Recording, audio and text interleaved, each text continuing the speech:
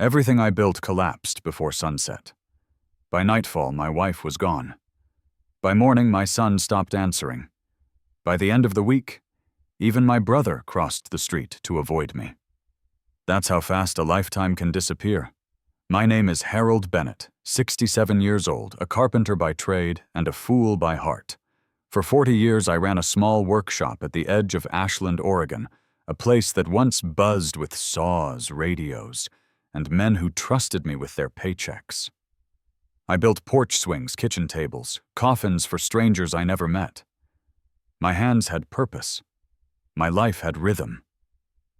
Then one mistake, one investment to help my son Luke start fresh, split it all apart like a rotten beam. The bank came first, then the lawyers, then the silence. Friends who'd once borrowed my truck stopped waving. Customers vanished. And Ellen, my wife of 4 decades, turned into a stranger who spoke in calm, cutting sentences. Harold, I'm tired of living inside your failures. She left the next morning, the smell of her coffee still hanging in the air. I tried to fix things the only way I knew, by working. But there was no wood left to plane, no orders to fill, just the echo of my own breathing in an empty house. The old radio on the counter played static between weather reports, and I caught myself talking back to it sometimes. Even the dog across the street stopped barking when I passed by. It's strange how quickly the world forgets you when you stop being useful. The house grew so quiet, it felt like it was listening. I'd sit by the kitchen window at dusk, watching the light die over the garden my mother once kept rows of roses she planted the year my father passed. She used to say, "Every root hides a story, Harold." One night, just as I was dozing off in the recliner, the landline rang. It wasn't a wrong number. A woman's voice, low, cracked, almost whispering, said 6 words that froze me to the bone: "Check beneath your mother's rosebush." The line went dead before I could speak. I just sat there, the dial tone hissing in my ear like the wind outside. The house felt different after that call, heavier, as if the air itself was holding its breath. I told myself it was nothing, a prank, a cruel joke. But in that whisper I heard something I hadn't heard in years. It wasn't fear that kept me awake that night. It was recognition. I didn't sleep that night. I sat by the window until dawn, watching the first light slide across the rose bushes my mother planted 40 years ago. The phone call still echoed in my head, the words looping like a broken hymn. Check beneath your mother's rosebush. By morning, I had almost convinced myself it never happened. Almost. But the house didn't let me forget. Ellen's ring still sat on the counter, glinting in the gray light. Her coffee mug was exactly where she'd left it. After 40 years of marriage, all she took with her were the photo albums and the good towels. The rest, memories, the smell of her lavender soap, the quiet she left behind for me to trip over. The divorce papers came 2 weeks later, slid through the mail slot with a polite thud. No note, no return address. Just Ellen Bennett versus Harold Bennett, stamped in black ink. 40 years boiled down to paper and signatures. I didn't sign right away. I left the envelope on the kitchen table until the corners curled. But there's only so long you can pretend something isn't ending. Luke stopped by once after that, long enough to tell me he needed space. His eyes darted everywhere but my face. "Dad, you've got to let me figure things out without your mess hanging over me." Then he left, smelling of whiskey and shame. Megan didn't even offer that much. She blocked my number, changed her address, and sent word through her aunt that she couldn't watch me self-destruct again. That's the thing about family, they leave slowly, one silence at a time. You don't notice until the quiet becomes unbearable. I started walking every evening through town, pretending I had somewhere to go. The hardware store had new owners. The diner where I'd eaten breakfast for 20 years changed its name. People still nodded, but the look behind their eyes was the same. There goes the man who lost everything. One afternoon, I wandered into St. Luke's Church, mostly to get out of the rain. The place smelled of old wood and candle wax. That's where I ran into Pastor Collins, sitting near the back pew with a worn Bible open on his lap. He looked older, thinner, but his smile hadn't changed. "Harold Bennett," he said softly. "I wondered when I'd see you again." We talked, or rather he did. I mostly stared at the water stains on the ceiling while he tried to pull pieces of me back to the surface. When I mentioned the phone call, his face went still. The warmth drained out of his eyes, replaced by something I couldn't name. "Harold," he said slowly, "closing the Bible, your mother always said the garden keeps its secrets." He placed a hand on my shoulder, firm and heavy. "Some things she buried weren't meant to be dug up. You understand?" I nodded, but inside, something cracked open. "The garden keeps its secrets." The words felt less like warning and more like invitation. That night, as rain whispered against the windows, I caught myself standing at the back door staring into the dark yard. The roses swayed in the wind, their blooms heavy with water. For the first time in years, I whispered out loud, "Mom, what did you hide from me?" For days after Pastor Collins' warning, his words clung to me like the damp Oregon fog. The garden keeps its secrets. I tried to stay busy fixing loose shingles, sorting old bills, pretending I still belonged to a world that moved without me. But every time I passed the window, my eyes drifted toward the roses. They stood there proud and quiet, like they were guarding something. I told myself I was too old to chase ghosts. Yet when the phone rang again, that excuse didn't hold. It was late past midnight. The house was dark except for the blue light of the TV, humming to no one. I stared at the caller ID. No number. No name. My thumb hovered above the button, and before I knew it, I'd answered. The same voice, that same rasp, low and deliberate, as if spoken through soil. "Check under your mother's rosebush," she said again. "There's something she left for you." Then silence. I stood frozen, the phone pressed against my ear until the line began to hiss. The air felt heavy, thick, as though the whole house was holding its breath again. For a long time, I didn't move. I didn't even blink. The next morning, I tried to laugh it off. I made coffee, opened the blinds, forced myself to breathe. But the more sunlight filled the room, the more I felt that voice still lingering, wrapping around me like ivy. I walked outside just to prove there was nothing to fear, just dirt weeds and old flowers that refused to die. The wind stirred the chimes by the back door, the same ones my mother hung when I was a boy. Their sound should have been comforting. Instead, it made me shiver. By evening, the unease returned. I sat at the kitchen table tracing circles on the wood with my fingertip.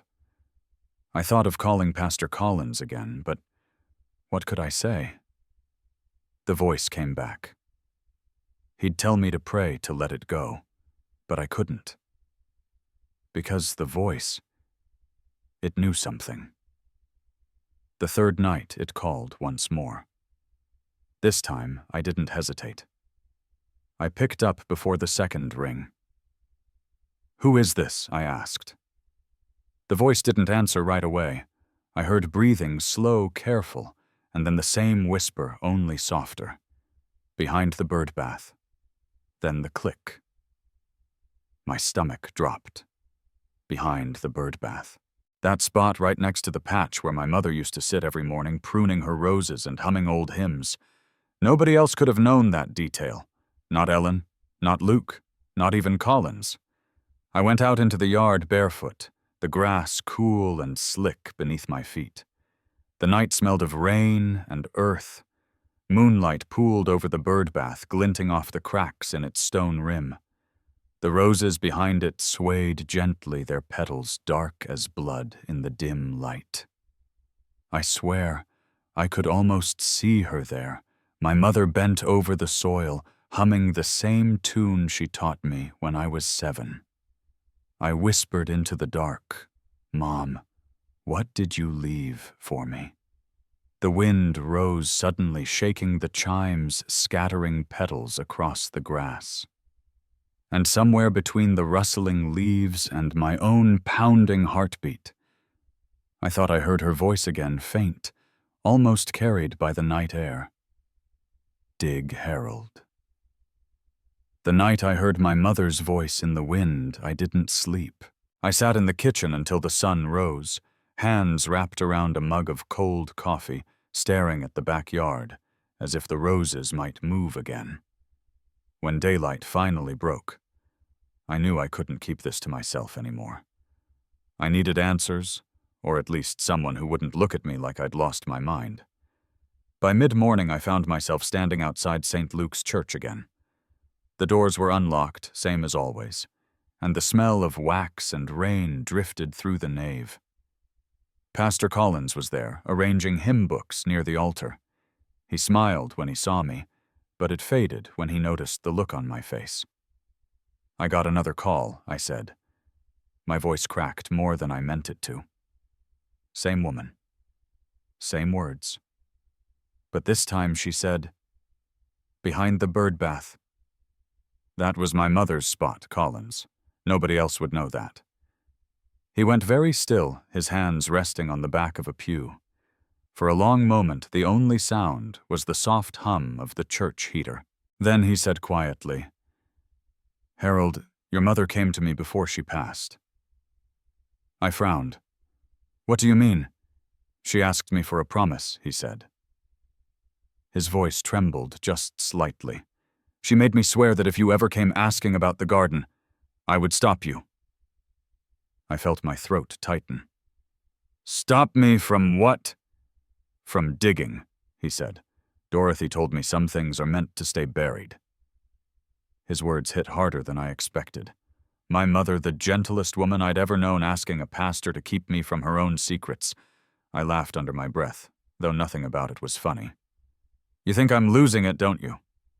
Collins shook his head. "No. I think you're looking for closure in the wrong place." But as I walked out of that church, his warning only made the question louder. What could she possibly have hidden that scared even a man of God? That evening, I drove to the cemetery. The sky was gray and heavy, the kind that presses down on you until you can barely breathe. I parked beside the old oak and walked to my parents' headstone. The grass was slick, the marble cold beneath my fingertips. "What did you hide from me, Mom?" I whispered. "What could be so bad you couldn't tell your own son?" The wind picked up, carrying the smell of rain and cut grass. For a moment, it almost felt like she might answer. I stayed until the first drops fell, then turned toward home. But halfway down the road, I saw something headlights parked near my old house, the one I'd left dark for months. The car idled a few seconds, then drove off when I slowed to look. When I reached the driveway, the gate to the backyard was open. A set of footprints led through the mud straight toward the roses. I stood there, heart pounding, the rain falling harder now. Someone else had been there, and whatever they were looking for, I wasn't the only one who wanted to find it.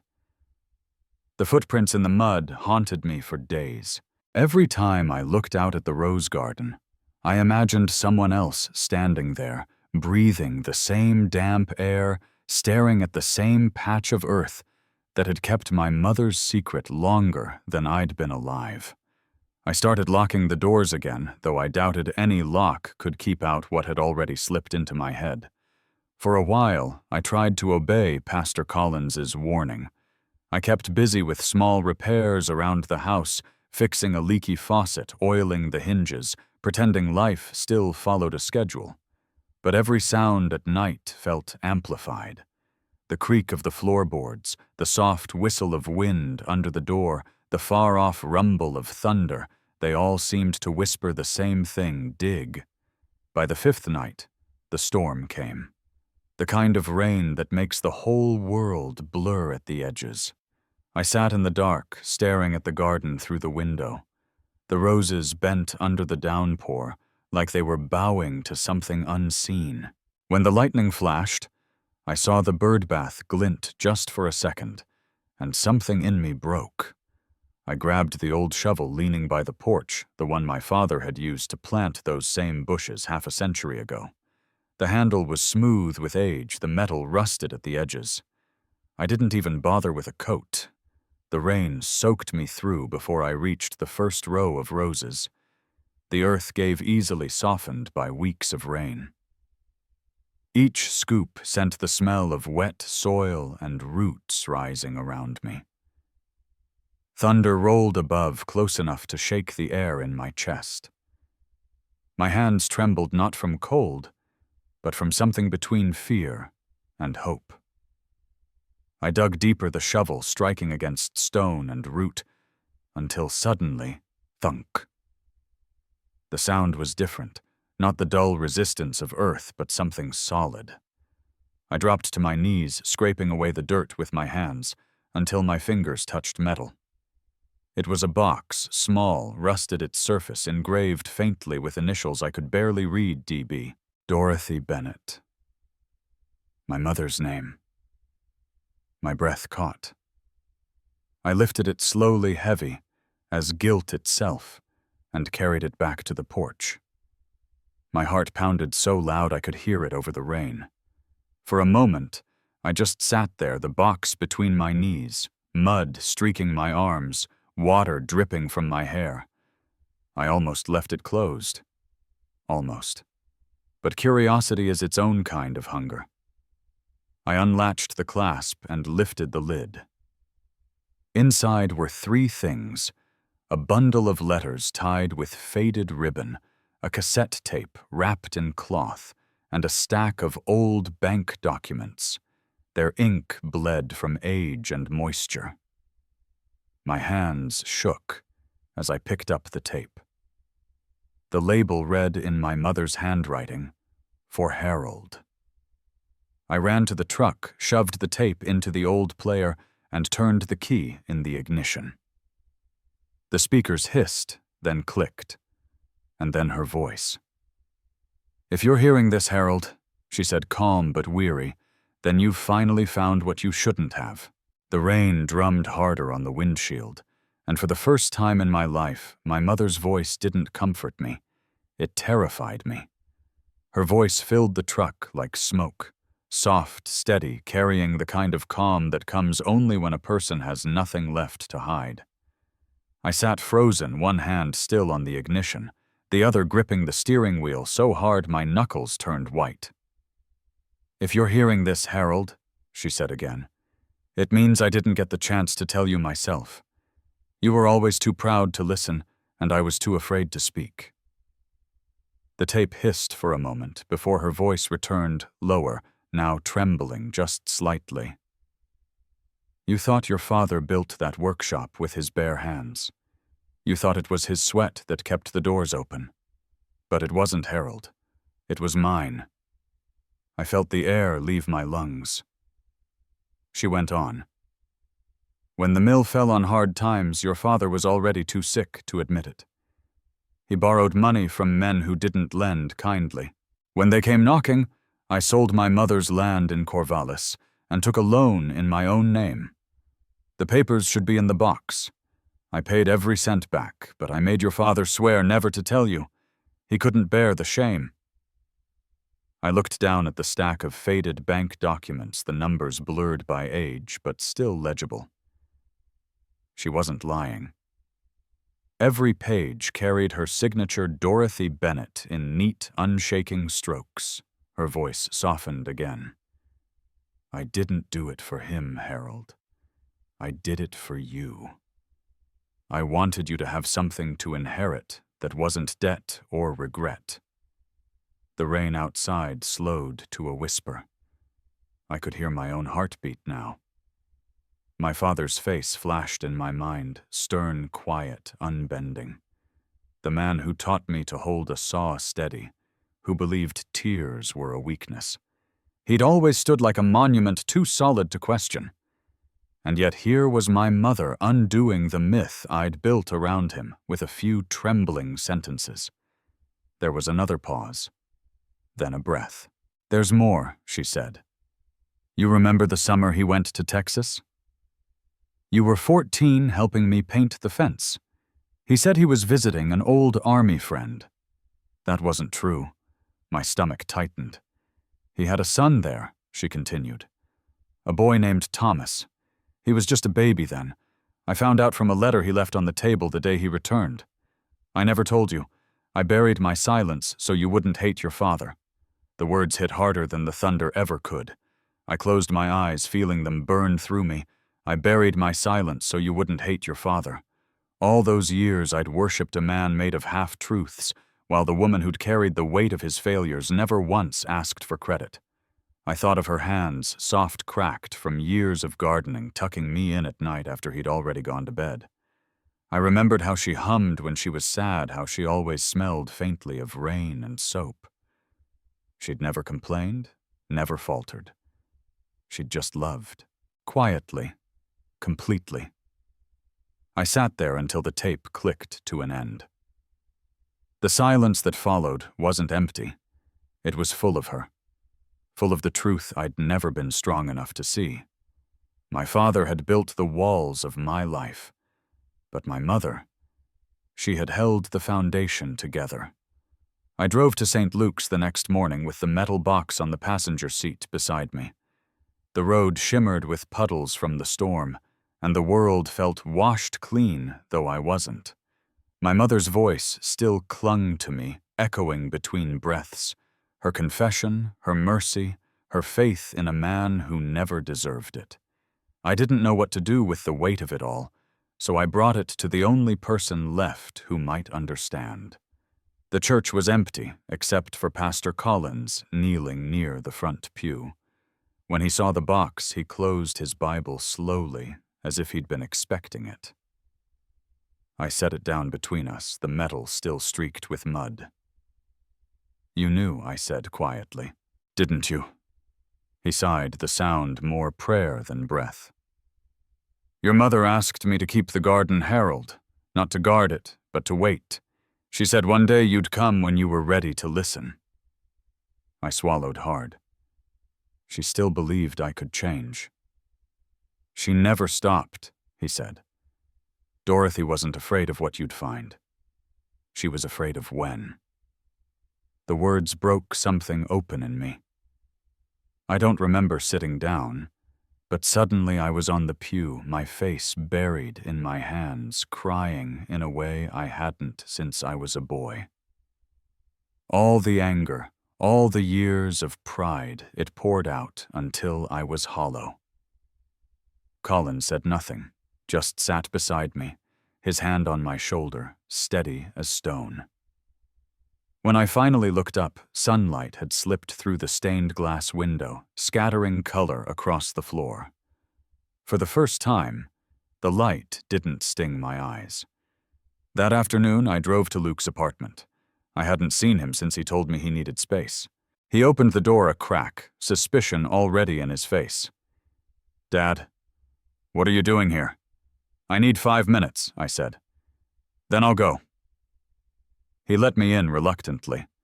The place smelled of old beer and coffee, the kind of room that forgets to open its curtains. I told him everything, the box, the tape, the truth about his grandfather's mistake, and his grandmother's grace.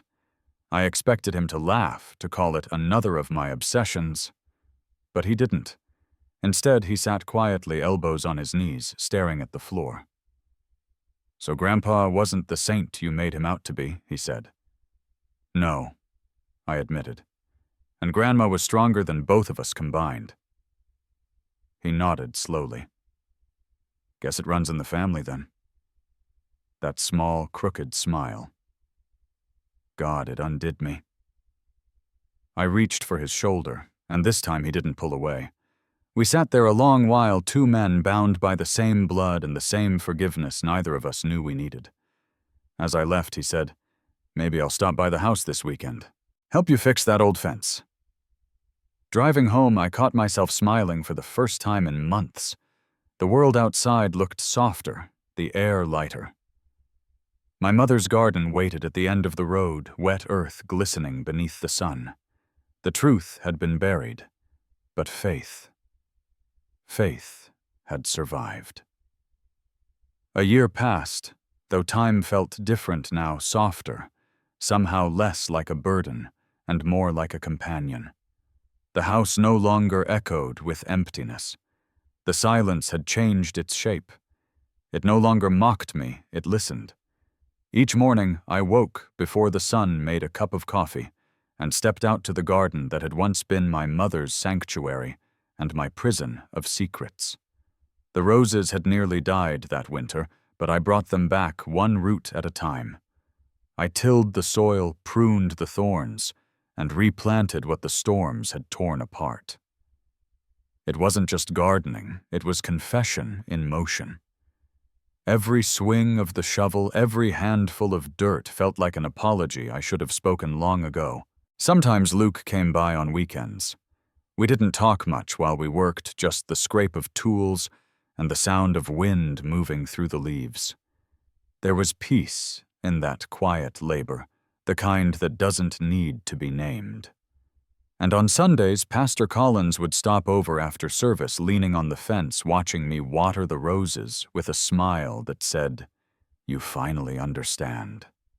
One morning in late spring, I found the old cassette again, the one I'd nearly thrown away after hearing my mother's confession. I dusted off the tape player, set it on the porch, and pressed play. But this time there was no message of warning, no trembling confession. It was her humming, just a tune she used to sing while tending the garden, soft, slow, half lullaby, half prayer. I sat on the steps, coffee in hand, eyes closed, and for a moment it felt like she was beside me again, brushing soil from her palms. The next day, I built a small wooden bench beneath the bird bath.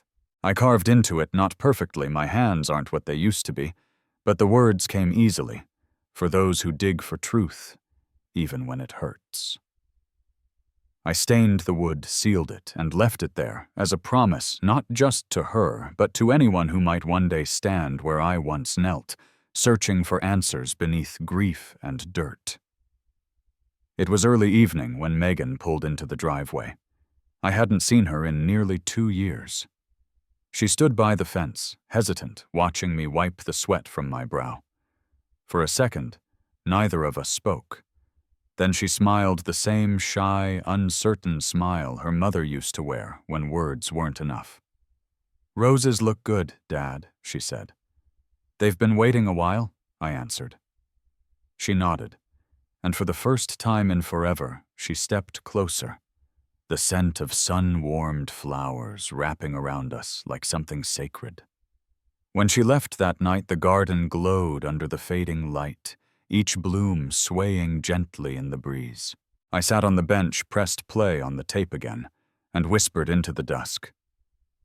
Maybe forgiveness isn't something we find. A pause. A breath. The roses stirred. It's something we dig for. If this story touched your heart, I'd love to hear from you. Tell me in the comments what part spoke to you the most and where in the world you're watching from. Your words mean more than you know. Don't forget to subscribe to Domestic Tragedy for more stories of family redemption and the secrets that shape us.